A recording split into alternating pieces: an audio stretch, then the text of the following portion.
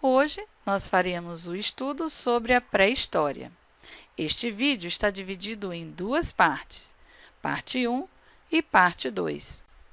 E na primeira parte, nós estudaremos um pouquinho sobre a extinção dos dinossauros, o período paleolítico, neolítico e idade dos metais. Preparados? Então, vem comigo! Estudo da pré-história. Introdução. Pré-história.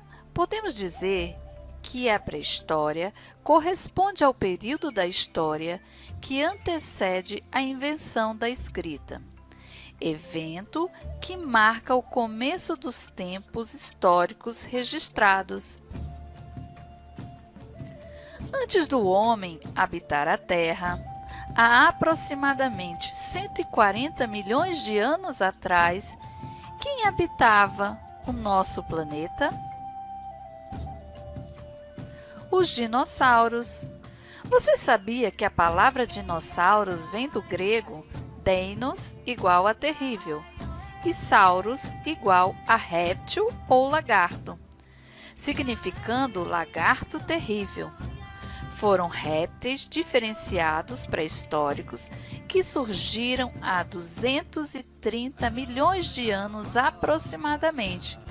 Eles viveram na Era Mesozoica, que é composta por 3 períodos: Triássico, Jurássico e Cretáceo, se extinguindo no último deles. Quais eram as características dos dinossauros? Existiram dinossauros gigantes e também existiram pequenos, do tamanho aproximado de uma galinha.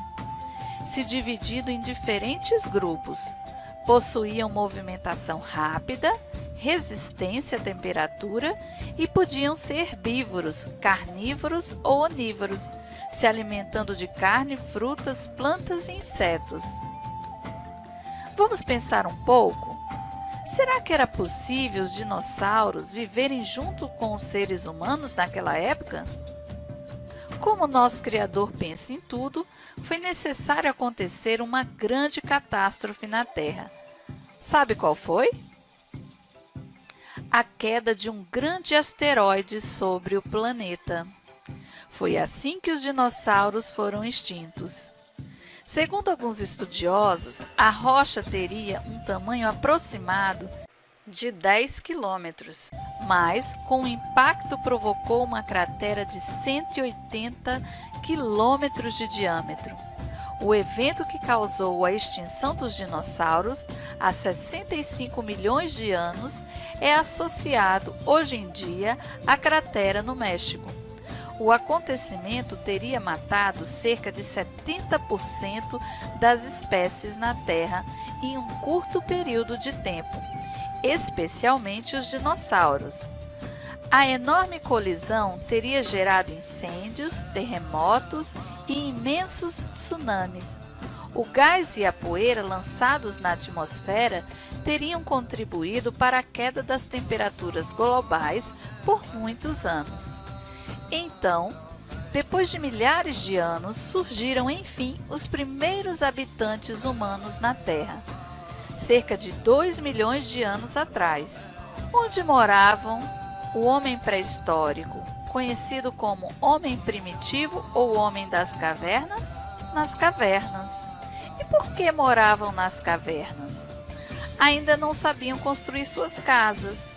As cavernas os protegiam da chuva ou do sol, mas principalmente de animais perigosos. Eles eram nômades, ou seja, não tinham habitação fixa. Haviam permanentemente mudado de lugar em busca de alimentos, já que não sabiam plantar nem criar animais. No início, se alimentavam e vestiam-se como? Caçavam para sobreviver, comiam carne crua e plantas que estavam ao redor. Com o couro do animal, faziam suas roupas. Mais tarde, no Paleolítico Superior, conhecido como Pedra Antiga, o homem primitivo fez uma grande descoberta que o ajudou a melhorar de vida. Qual foi essa descoberta? A descoberta do fogo.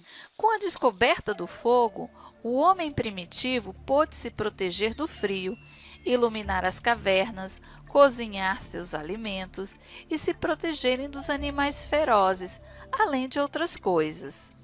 Como vê no desenho ao lado, uma das técnicas consistia em girar bem depressa um bastão de madeira, dura e seca, dentro de uma cavidade de madeira.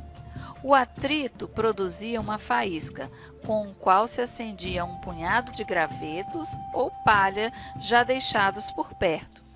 Outra técnica era bater uma pedra contra a outra para conseguir faíscas e produzir o fogo, conforme mostrado no desenho acima. Como se expressava o homem primitivo, já que não sabiam nem ler nem escrever? Através da pintura rupestre. Mas o que é a pintura rupestre? Em latim, a palavra rups significa rochedo.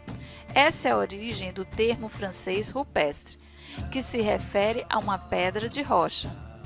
A arte rupestre são pinturas criadas em pedras e paredes rochosas, usando geralmente tinta com pigmentos minerais. Eles pintavam seu cotidiano, ou seja, pintavam e representavam seus costumes e deixavam assinaturas através do carimbo de suas mãos como se fossem suas digitais. Com que materiais pintavam? Usavam pigmentos naturais, como carvão, rochas moídas, gordura de animal, gravetos de árvores e penas de aves, como pincéis para pintar. No período neolítico, neo, novo, mais lítico, pedra, nova pedra, o homem primitivo aprendeu a plantar e colher seus alimentos. Aprenderam a criar animais, assim já não precisavam sair para caçar. Descobriram posteriormente os metais, desenvolveram e aprimoraram seus materiais, modelavam suas panelas com argila, faziam roupas com a lã da ovelha no tear, entre outras coisas. Assim, se fixaram em um local e construíram suas casas, surgindo os novos vilarejos. Depois, cidades, até os dias de hoje. Bom, espero que vocês tenham curtido. E tchau, tchau! Agora, nós estudaremos a parte 2, que corresponde à arte no período pré-histórico. Vamos nos aprofundar na pintura, escultura e arquitetura. Preparados? Então, vem comigo! História e o surgimento da arte. É considerado pré-história todo o período que antecede o surgimento da escrita. Há 25.000 anos antes de Cristo, nossos ancestrais inventaram a arte. Em algum momento da história, quando os caçadores e coletores ainda viviam em cavernas, a mentalidade neandertal de fazer instrumentos deu lugar ao impulso Cro-Magno de fazer imagens. Chamamos de povos primitivos, não porque sejam mais simples do que nós, mas porque os seus processos de pensar eram mais complicados do que os nossos, simplesmente por estarem mais próximos do estado em que, num dado momento, emergiu a humanidade. Ou seja, tiveram que começar tudo do zero, e foram eles que criaram os primeiros objetos artísticos, não com a intencionalidade de adornar ou decorar cavernas, mas como tentativa de controlar ou aplacar as forças da natureza, com significação sobrenatural e poderes mágicos. Que tipo de arte produziram? Vamos ver agora a pintura. No início desenhavam, pintavam ou criavam relevos nas paredes das cavernas ou de rochas exteriores. Produziam figuras de animais como bisões, veados, cavalos, bois, mamutes, javalis, entre outros. Também faziam formas geométricas, humanas e semelhantes a seres de outros planetas. Produziam também esculturas em pedras com representação de animal, que seria o bisão, o cervo e a hiena, e principalmente formas humanas femininas. Pintura. Dentre as cavernas mais conhecidas, nós temos a Caverna de Altamira, considerada a Capela Sistina da pré-história, encontrada em 1879 por Marcelino Sanz Santuola com sua filha, e datam entre 17 e 14 mil anos antes de Cristo, na qual foi feita uma réplica para visitantes, pois se as cavernas fossem abertas ao público, elas teriam sido deterioradas. A segunda caverna que vamos falar é a Caverna de Lascaux, descoberta em 1940, França. As pinturas datam entre 18.600 e 17.000 anos antes de Cristo. Lá foram encontradas 1.963 unidades gráficas, entre pinturas e gravuras em relevo feito com pedras pontiagudas. A terceira caverna é a Caverna de Tassili. Pinturas datadas entre 8.000 e 5.000 anos antes de Cristo, com 15.000 unidades gráficas, entre pinturas e gravuras, com representações de 3 metros, que parecem astronautas. E a quarta e última é a Caverna de Chauvet. Pinturas que datam entre 32 e 28.000 anos antes de Cristo, descoberta em 1994. Uma das maiores cavernas do Paleolítico. Materiais utilizados nas pinturas. O homem primitivo utilizavam pós minerais como ocre vermelho e amarelo, magnésio, hematita, obtendo cores como vermelho, violeta, amarelo, marrom e preto. Os solventes, eles usavam a água, a gordura animal e a clara de ovo. E as ferramentas? Usavam plumas de pássaros, pelos, as próprias mãos e os dedos, gravetos de plantas, musgos, e também já sabiam fazer o spray, usando ossos e tinta. Arquitetura. Quando as geleiras derreteram, o clima se tornou mais temperado, e o período paleolítico, Pedra Antiga, foi substituído pela Era Neolítica, Pedra Nova. Os seres humanos saíram das cavernas e começaram a fazer suas moradias e obras monumentais. Em 5.000 anos antes de Cristo, surgiu uma colossal arquitetura de enormes pedras erguidas, em 3 formas básicas. O dolmen, que consistia em enormes pedras verticais, cobertas por uma laje, parecendo uma mesa gigantesca, serviam como túmulos coletivos. O menhir, que é uma única pedra vertical.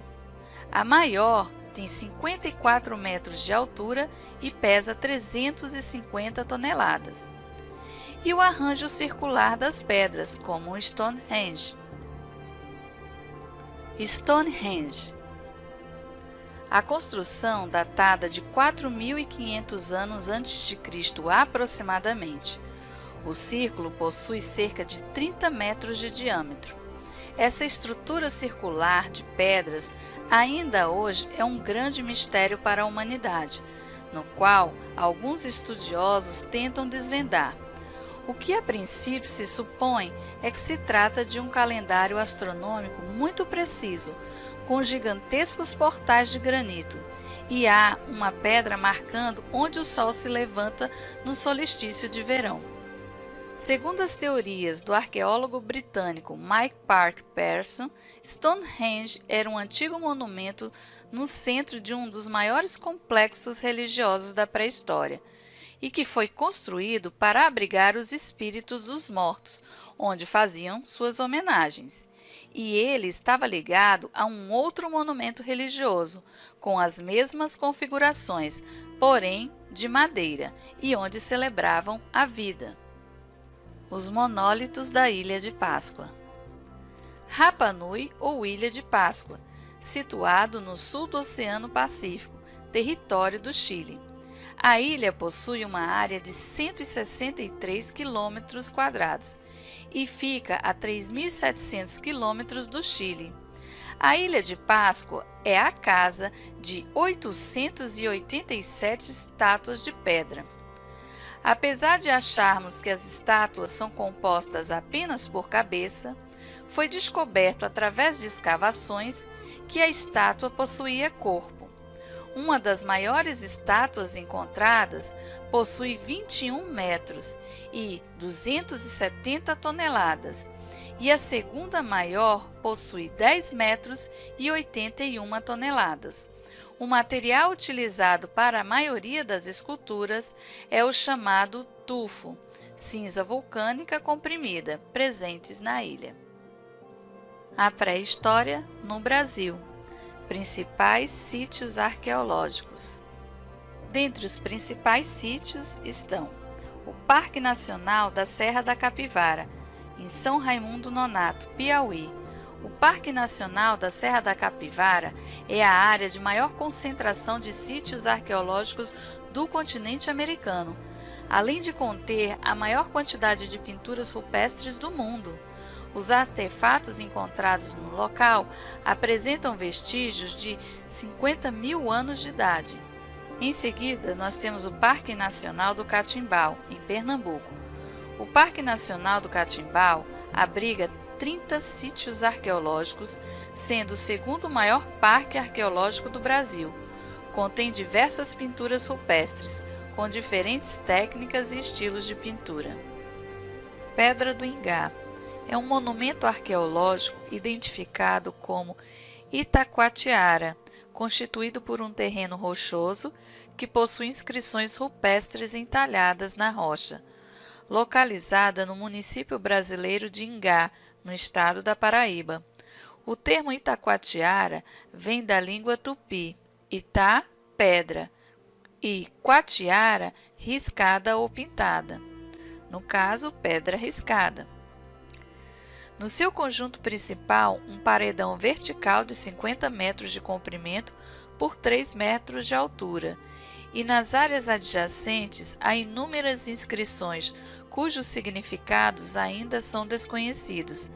Nesse conjunto estão entalhadas figuras diversas, que sugerem a representação de animais, frutas, humanos e constelações, como a de Órion.